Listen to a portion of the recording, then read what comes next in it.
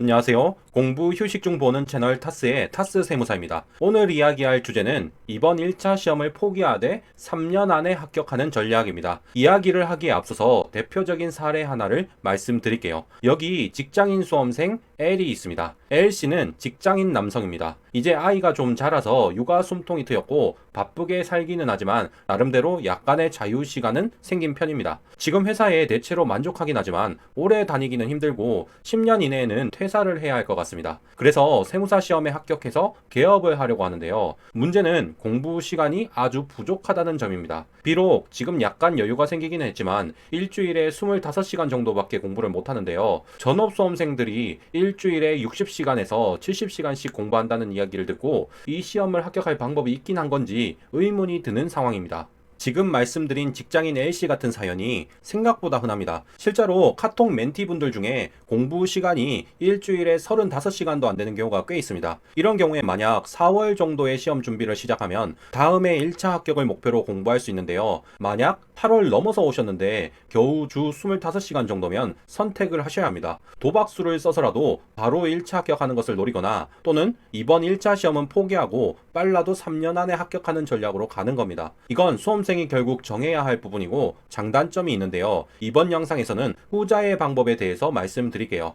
지금 영상 올리는 시점이 추석 직후니까 영상 보시는 예비 합격자들에게 도움되시라고 10월 초에 시작하는 경우로 전략을 짜보겠습니다. 그러면 큰 틀은 이런 식으로 진행됩니다. 지금 이미지에 나오는 것처럼 목표를 정합니다. 일단 25년 4월이나 5월에 있는 1차 시험은 포기합니다. 그리고 26년 1차 시험은 안전하게 합격합니다. 26년 2차 시험은 운이 좋아야 합격합니다. 27년 2차는 안전하게 합격합니다. 좀 더 구체적으로 말씀드리면 공부 시작 시점부터 다음해 10월 말까지는 재무회계, 원가관리, 세법만 공부합니다. 어느 정도 실력이 쌓여서 휘발이 잘 안 되도록 해주시는 거예요. 이 상태에서 10월 말 이후부터 1차 시험 한 달 전까지는 나머지 1차 과목 진도를 나가면서 회계세법은 실력 유지만 해요. 그리고 1차 시험 한 달 전부터 1차까지는 마무리 공부를 해서 1차 합격을 합니다. 그리고 1차 시험 이후에 2차 시험까지는 당연히 2차 시험 위주로 공부하시는 거예요.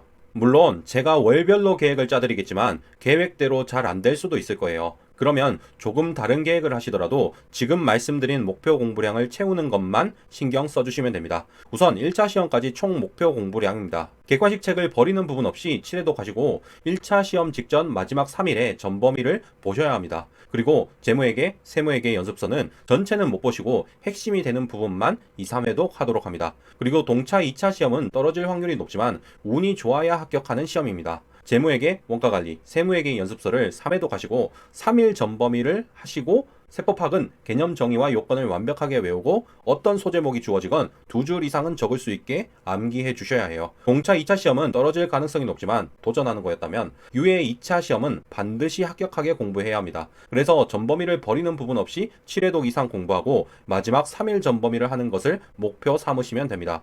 10월 초에 공부 시작하셔서 다음해 10월 말까지는 재무회계, 원가관리, 세법만 하시면 됩니다. 일단 10월 초부터 10월 25일까지는 회계 원리를 수강하고 영어 점수를 따셔야 합니다. 총 강의 수를 날짜로 나누면 쉽게 계획을 짜실 수 있을 거예요. 이때 회계 원리는 일단 수업 시간에 가르쳐준 개념과 풀어준 문제만 풀 수 있게 공부하시면 됩니다. 복습도 너무 많이 할 필요 없고 한두 번만 봐주시면 됩니다. 10월 26일부터 다음해 1월 첫째 주까지는 중급 회계 기본 이론 강의를 수강합니다. 중급 회계 기본 이론 강의 들으실 때 수업 들었으면 24시간 내엔 복습을 꼭 하셔야 합니다. 복습 바로바로 안 하시면 공부 효율이 극도로 떨어질 거예요. 이건 다른 과목도 마찬가지입니다. 그리고 진도 나가면서 옛날 진도를 조금이라도 보셔야 해요. 매일 단원을 바꿔가면서 3문제 이상 풀어주세요.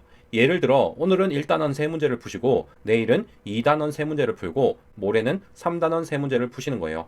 1월 첫째 주부터 2월 말까지는 원가관리 회계 기본 이론 강의를 공부하도록 합니다. 이때도 크게 계획 짜는 법이 달라지진 않아요. 총 강의 개수를 날짜로 나눠주시면 되겠죠. 수업 듣고 당일 복습하면서 과거 진도에서 추출해서 복습도 해주셔야 합니다. 매일 중급 회계 2문제, 원가관리 2문제를 단원 바꿔가면서 풀어주셔야 해요. 단원 바꾸는 방법 예시는 중급 회계 단계에서 말씀드렸어서 생략할게요. 2월 말부터 4월 말까지는 세법 유료 강의를 수강합니다. 왜 유료 강의라고 콕 집어서 말했냐면 무료 강의에서 세법 특수 주제를 보통 추가로 수업하시거든요. 있거든요. 세법 유료 강의를 들으실 때는 기존의 강의 들었을 때랑 다르게 객관식 강의용 문제집을 사도록 합니다. 본인이 선택한 강사의 문제집을 사면 되는데요. 이론 진도 따라서 객관식 책의 말 문제만 한 번 이상 꼭 풀어주세요. 그리고 이때에도 매일 과거 진도 추출 복습은 꼭 해주셔야 합니다. 과목별로 매일 2문제씩 추출해서 풀어주세요. 4월 말부터 5월 10일까지는 고급 회계를 수강하시면 됩니다. 고급 회계는 회계 사용과 세무 사용 강의가 다릅니다. 그러니까 주의해서 수강 신청하세요. 당일 복습과 별개로 역시나 과목별로 2문제씩 추출해서 복습합니다. 5월 11일부터 5월 25일까지는 국기법과 양도소득세 합병 분할 같은 유료 강의에 미처 포함되지 못한 특수 주제를 수강하도록 합니다. 강사마다 무료 특강 범위가 좀 다를 수 있어서 넉넉하게 기간을 잡았습니다. 이때에도 과목별로 2문제씩 추출해서 매일 푸셔야 합니다. 5월 26일부터 8월 25일까지는 객관식 재무회계, 원가관리, 세법을 수강하도록 합니다. 순서는 지금 말씀드린 것처럼 재무회계, 원가관리, 세법 순서로 하시면 되는데요. 이때 정말 중요한 부분이 있습니다. 그건 무조건 강의를 다 들으면 절대 안 되고 미리 해답지 보고 문제를 풀어보셔야 한다는 거예요. 보통 재무회계, 원가관리는 단원별로 쉬운 문제 30% 정도는 푸실 수 있을 거예요. 객관식 세법은 계산 문제는 거의 못 푸시더라도 말 문제는 거의 다 해답지 보고 공부하실 수 있을 겁니다. 객관식 강의는 혼자 공부하기 위해서 수강하는 거니까 처음부터 혼자 공부할 수 있는 건 반드시 생략하셔야 합니다. 이때 객관식 강의 들으시면서 꼭 한번 풀 때 2번 연달아 풀어주세요.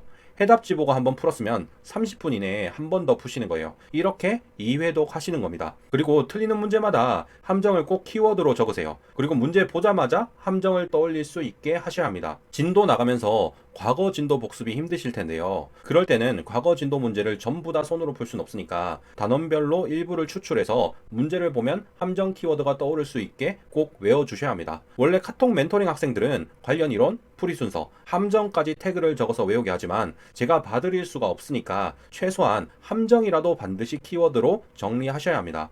객관식 다음에는 2차 선행학습입니다. 2차 선행학습은 사실 모든 과목을 다 미리 수강하면 좋아요. 그런데 현실적으로 공부 시간이 너무 부족해서 그렇게 못하실 거예요. 그럼 지금 이미지에 있는 것처럼 세무회계와 재무회계 일부 단원만 추출해서 강의 듣고 문제를 2회독 하시면 됩니다. 2회독은 한 번 풀고 바로 한 번 더 풀어주세요. 공부 효과가 있나 싶으실 텐데요. 바로 풀어도 또 틀리니까 걱정하지 않으셔도 괜찮습니다. 단원 선정 기준은 수험생이 어렵다고 생각하는 단원 위주로 골라주시면 됩니다. 진도 나가면서 너무 원가관리 공부를 안 하면 잊어버릴 수 있으니까 하루 5문제 정도 객관식 원가관리 책을 풀어주도록 합니다. 2차 선행학습을 마쳤으면 1차 시험 나머지 부분도 공부하셔야 합니다. 보통 재정학과 선택 과목은 기본 강의만 들어도 객관식 문제집 대부분을 해답지 보고 혼자 공부하실 수 있어요. 만약 안 되는 문제가 있으면 그것만 객관식 강의 들어주세요. 국징법, 국조법, 조처법은 1차 세법 꽈락 탈출을 위해서 매우 중요한데요. 보통 3월에 새로운 버전 강의가 올라옵니다. 국조법은 다소 효율이 떨어지기 때문에 이건 반드시 객관식 문제 위주로 공부해주세요. 개정세법은 무료 특강으로 몇 강 안 되는데 수강해 주시면 됩니다. 1차 시험 한 달 전까지 누적 5회독을 만드는 게 정말 중요한데요. 이때 정 시간이 안 되면 꼼수를 쓰셔도 좋습니다. 한번 풀고 다음날 풀고 주말에 풀면 3회독이 추가되는데요. 이런 식으로라도 모든 문제를 5번 풀고 외워주셔야 합니다. 1차 시험 한 달 전부터는 반드시 마무리 공부를 시작하셔야 합니다. 전에 문제 풀 때 함정 키워드 적어 두셨을 거예요. 문제 보면 함정이 떠오르게 전부 다 외워주시고 단원별로 30%만 추출해서 손으로 풀어주세요. 이 방식으로 2주 전범위, 1주 전범위, 3일 전범위를 해주면 됩니다. 마지막에 3일 전범위 2번 하시고 시험장을 들어가시면 돼요. 1차 시험 합격하셨으면 바로 3달 정도 뒤에 있는 2차 시험을 준비하셔야 하는데요. 사실 이건 공부 시간이 너무 부족해서 운이 좋아야만 합격 가능하실 거예요. 그래도 그냥 포기할 수는 없으니까 이런 식으로 해보세요. 일단 동차 강의는 들으셔야 하는데요. 전부 다 들을 시간은 없으니까 혼자 해답지 보고 문제를 풀어보고 안 되는 것만 강의 들어주세요. 그리고 강의 들으면서 3회독을 하셔야 하는데요. 오늘 1회독 하시고 내일 1회독, 다시 모레 1회독 하는 꼼수 방법으로라도 3회독 해주세요. 동차 시험도 한 달 전부터는 마무리 공부를 하셔야 합니다. 이론서를 전체 한번 정독하고 단원별로 30% 정도 추출해서 한번 풀어주는 식으로 전범위를 공부하시면 됩니다. 이런 방식으로 2주 전범위, 1주 전범위, 3일 전범위 2번을 해주세요. 참고로 멘토링 학생이면 태그를 활용해서 하는 식으로 웬만하면 가이드 드릴 텐데요. 멘티 분들처럼 잘 안 되었을 때 제가 대안을 만들어 드릴 수가 없어서 이렇게 마무리 방법을 알려드렸습니다. 동차 시험을 보셨으면 결과 발표 전까지는 별다른 강의가 없어요. 이때 3달가량 그냥 쉬시는 분들도 있는데 그렇게 되면 유예 합격에 매우 치명적인 상태가 됩니다. 그러니까 일단 결과 발표 전까지 공부를 하셔야 하는데요. 지금 이미지에 적혀 있는 것처럼 과목별로 단원을 정하셔서 그걸 약점이 아니게 될 때까지 공부해 주시면 됩니다. 세법학은 아마 전 단원이 약점일 텐데요. 이론서 전체에 대해서 빈칸 뚫기를 해서 그걸 노트에 적을 수 있게 암기를 해주면 됩니다. 소제목 한 개당 키워드 3개 이상 뚫어서 채울 수 있게 외우시면 됩니다. 동차 시험 결과가 발표되면 곧 유해 종합반이 시작됩니다. 유해는 1기, 2기, 3기 종합반으로 나뉘는데요. 시간이 정 없으시면 2기 종합반은 생략하도록 합니다. 그리고 유해 1기 기간에는 2회독, 유해 2기 기간에는 3회독, 유해 3기 때는 1주 1회독을 목표로 공부합니다. 유해 3기를 마치면 1주 전범위 후에 3일 전범위를 무한 반복하면 됩니다. 전범위 공부하는 방법은 만약에 함정 키워드를 정리해 두셨다면 함정 키워드 전부 다 암기하시고 단원별로 40% 추출해서 푸시면 됩니다. 만약 함정 키워드 정리가 안 되어 있으면 이론서 전체 정독 후에 단원별로 40% 추출해서 풀어주세요.